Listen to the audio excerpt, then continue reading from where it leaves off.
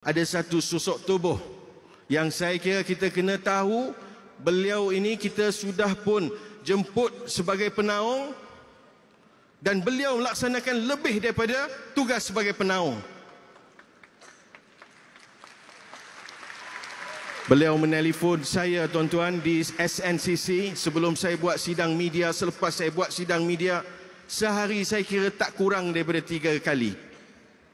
Apa yang nak ditanya? Assalamualaikum Sani, macam mana dengan keluarga mereka? Macam mana update dengan diorang ini? Saya kata, last kali dah cakap-cakap, saya kata, Datuk Seri buat ini lebih daripada seorang Perdana Menteri. Yes, because they are my sons. Ini semua anak-anak aku, dia kata. Saya masih ingat pasal saya orang Penang. Bila saya orang Penang, Datuk Seri orang Penang, kami kadang-kadang cakap Penang. Datuk Seri kata apa? Aku tak boleh tidur duk fikir pasal mereka ni. Jadi saya tak rasa Datuk Seri buat ini kerana nak mengeluarkan kerana seorang Perdana Menteri. Jiwanya kepada Gaza itu merentasi semuanya.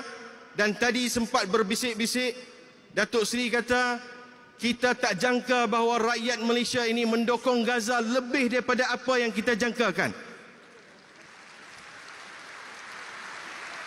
Mana mungkin, tuan-tuan, kita jemput beliau sebagai penaung, tetapi kita tak benarkan beliau di pentas penaung.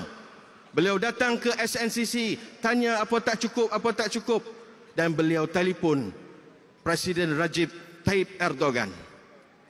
Saya juga rasa betul ke? Tetapi rupanya untuk seorang Perdana Menteri nak menelefon saja-saja, it's not easy.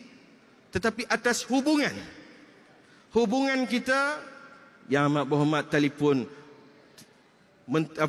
Presiden Recep Tayyip Erdogan, dan hari ini kita boleh nampak.